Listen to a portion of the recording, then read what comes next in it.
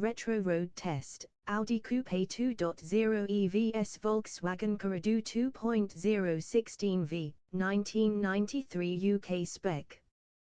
Two German coupes, one sensible, one spicy, and both just about affordable in the brave new world of the early 90s. Introduction, the odd couple. The year is 1993. John Major is running the country, Blur are still pretending to be baggy, and Germany's motoring engineers are churning out coupes like lager cans at Oktoberfest. Amid the automotive clutter sits an interesting German family feud, the Audi Coupé 2.0E and the Volkswagen Corrado 2.0 16V. Both hail from the Volkswagen Group stable, and yet, they couldn't be more different in how they approach the idea of sporty motoring. The Audi, built on the bones of the old 80 saloon, wears its badge with quiet dignity. The Corrado, built on the Golf Mk2 platform but sharpened to within an inch of its life, wears its spoiler like a declaration of intent. They share displacement, general price territory, around £19,000, £22,000 back then, and a mutual disdain for Japanese reliability. But only one of them feels like a proper driver's car. The other, well, looks splendid outside a Cotswold pub. Let's find out which one you'd rather spend your late payments on. Engines and performance. On paper, both are 2-litre, naturally aspirated 4-cylinders. In the Audi's case, it's a single-cam 2.0E engine producing a modest 115 bhp and 125 pound-feet of torque, a motor better suited to hauling briefcases than delivering thrills. The Corrado, meanwhile, gets the 2.0 16-valve engine, essentially a GTI heart transplant, putting out 136 bhp and revving with that unmistakable VW rasp that sounds like an angry sewing machine. The performance figures tell their own story. The Audi ambles to 60 miles per hour in around 10.5 seconds, whereas the Corrado will manage the sprint in 8.9 seconds, not exactly shattering, but brisk enough for 1993 when the police still drove Rover 827s. Out on the road, the difference feels larger than the stopwatch suggests. The Audi's power delivery is smooth, linear, and slightly apologetic. It's the sort of engine that asks permission before overtaking a lorry. It will rev willingly enough, but never seems in a hurry to do so. The Corrado, on the other hand, has that slightly unhinged VW urgency. Once you get past 3,500 rpm, the 16V wakes up, and the car surges forward with genuine enthusiasm. There's a zing to it, a mechanical honesty that the Audi lacks. It's more vocal too, a purposeful snarl through the induction and a note of protest from the exhaust as you approach the red line. In short, the Audi feels like it's trying to protect its tie, while the Corrado is busy rolling its sleeves up. Handling and ride. If you've ever wondered how platform sharing can yield entirely different personalities, drive these two back to back. The Audi Coupé is, at its core, a front-heavy front-wheel drive saloon in a nice frock. It's composed, solid, and utterly safe, but exciting isn't in its vocabulary. The steering is power-assisted to a fault, filtering out much of the road's texture like a middle manager deleting complaints from his inbox. Turn in, and the nose pushes wide if you're overly enthusiastic, though you'll struggle to generate enough pace to make it truly misbehave. Body roll is mild but present, the damping firm but never crashy. On a motorway, it's superb, stable, reassuring, and clearly tuned for long-haul comfort. It's a car that makes you think more about your insurance renewal than your line through the next bend. Then there's the Corrado. You get in, lower in the seat, grip a smaller, chunkier steering wheel, and instantly sense that someone in Wolfsburg wanted this thing to dance. And dance it does. The steering is sharper, meatier, and loaded with feedback. The chassis feels taut, with proper poise through corners. The Corrado grips like a limpet, rotates willingly if you trail brake, and rewards commitment with genuine balance.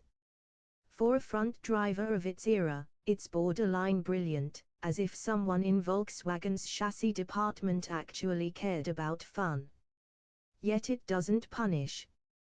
The ride is firm but not brittle, and on a decent B-road, the Corrado seems to shrink around you, darting from corner to corner with agility that embarrasses its older cousin.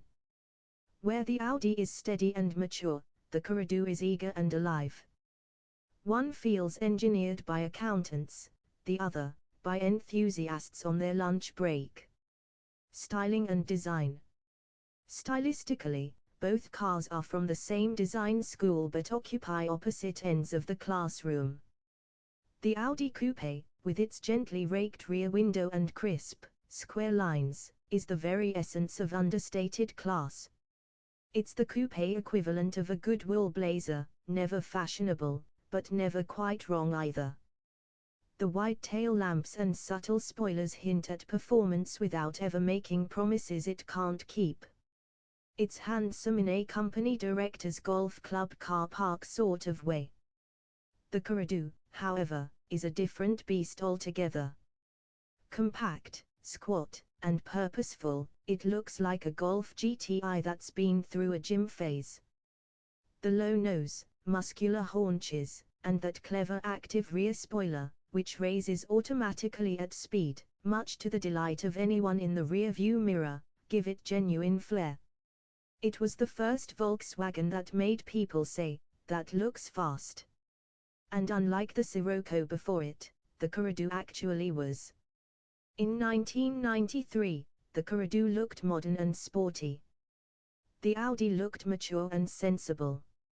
In 2025, the Corrado still looks edgy, the Audi looks retro cool, like an extra from the bill. Both have aged gracefully, but only one still turns heads for the right reasons. Interiors and comfort.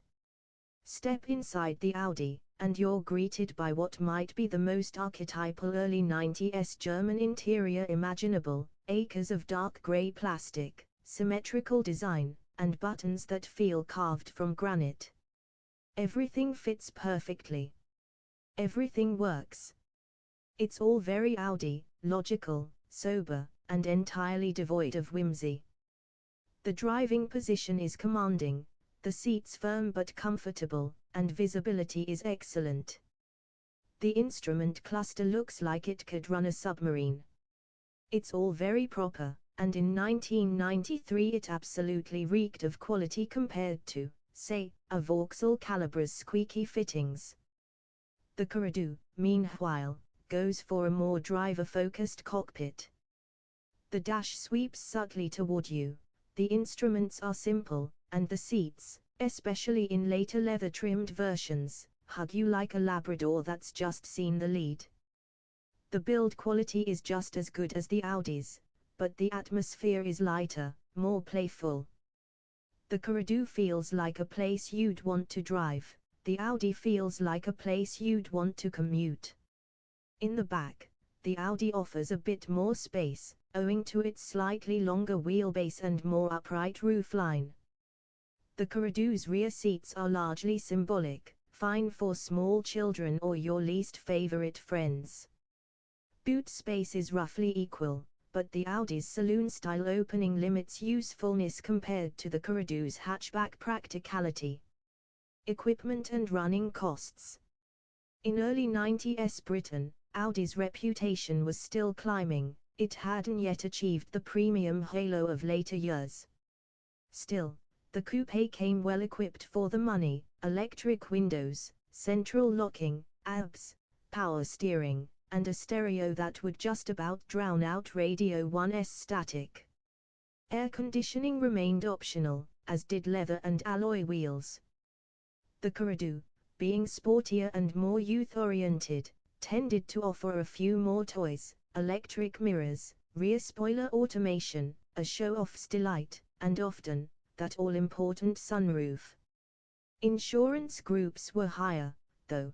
The Corrado's sportier image made it pricier to cover, and the 16V engine's thirst could take a noticeable nibble out of your wallet. The Audi was cheaper to run overall, and its 2.0-litre engine, though dull, was virtually unkillable. The Corrado's twin-cam unit demanded more attention and occasional new bits, but few owners cared, they were too busy enjoying it. Fuel economy hovered around 30 miles per gallon for both, depending on how heavy your right foot and how optimistic your trip computer. On the motorway. If your life involves a lot of A1 cruising or long motorway slips, the Audi Coupé is the car that will leave you less frazzled. It's quieter, more settled, and has that uncanny Audi solidity at speed, like it's milled from a single block of Deutschland. The Corrado can do the same trip, of course, but it's more fidgety at motorway pace. The firm suspension that makes it so delightful on twisty roads translates into a little too much patter on British concrete surfaces. Noise levels are slightly higher, too. The 16-valve engine's buzz constant at 70 miles per hour, whereas the Audi hums serenely. Still, the Corrado's seats are superb, and the steering lightens up nicely. It's a fine long-distance car if you can tolerate a bit more noise. Think of it as a hot hatch that's put on a nice shirt for the occasion. On a B road. This is where the Corrado earns its badge and the Audi quietly bows out. Find a good B road, something undulating, hedge road, and properly cambered, and the Corrado becomes a little revelation. The engine begs to be revved, the chassis communicates beautifully, and the brakes bite with confidence. There's lift-off adjustability if you're brave, or foolish, and the whole thing feels alive beneath you. The Audi, on the same stretch, remains stoic and unruffled. It'll do it, competently, neatly, with Germanic diligence, but never with sparkle. The front end plows early, and though it grips well enough, it feels like you're asking it to dance to a tune it doesn't know. There's a sense the Audi's engineers tuned it to avoid complaints, while the Corrado's were trying to create smiles. It's not that the Audi is bad, it's simply inert. You arrive at the end of the road refreshed. In the Corrado, you arrive grinning and slightly sweaty. Both valid outcomes, depending on your temperament. Practicality and everyday use. The Audi, being slightly larger and more relaxed, wins the day-to-day usability contest. Its boot is big enough for actual luggage, the rear seats usable for occasional passengers, and the ride supple enough for British roads. It's a proper all-rounder, the sort of coupe you could genuinely live with, even if it's never going to quicken your pulse. The Corrado is more specialized. Boot space is decent, thanks to that hatch, but access is tighter, and rear headroom is scarce. Parking visibility isn't brilliant either, with that chunky C-pillar. Yet it still makes sense as a daily, small enough to thread through traffic, stylish enough to look good doing it. Reliability-wise, both are German in the best sense, robust, over-engineered, and resistant to most forms of neglect. But age has caught up with them by now. Electrics, window regulators, and rust around the Corrado's arches are known gremlins. The Audi's mechanicals are nearly indestructible, though its subframes and suspension bushes can age poorly. Character and image. Image is everything in coupe land, and this is where the two part company entirely. The Audi Coupé projects quiet respectability. It's the sort of car a mid-level architect or geography teacher might buy to treat themselves. Park one outside your house, and neighbors will assume you're sensible and punctual. The Corrado, on the other hand, carries a whiff of mischief. It's a driver's car, plain and simple. People who know cars nod approvingly when they see one. In the 1990s, it was the choice of the cool young professional, someone who'd rather have a bit of fun than flash a badge. Today, the Corrado has become something of a cult classic, whereas the Audi is remembered fondly but less passionately. You'll see Corrados at car meets. You'll see Audi Coupés on eBay described as solid project minor welding needed. Verdict. So, which one wins this Teutonic duel? The Audi Coupé 2.0E is a fine, well-built, and utterly dependable machine. It's comfortable, refined, and still looks dignified 30 years later. It's the sort of car that will never break your heart, though it will also never make it skip a beat. The Volkswagen Corrado 2.0 16V, meanwhile, is a genuine driver's car. Sharp, eager, beautifully balanced, and still underrated, it offers a proper sense of connection and joy. It might be a little noisier, a little less practical, and a bit more costly to maintain, but every journey feels like it matters. If you want a coupe that feels like an Audi 80 in fancy dress, the Coupe delivers. If you want one that feels like a Golf GTI that grew up but never got dull, the Corrado is the one. In 1993, the Audi probably made more sense.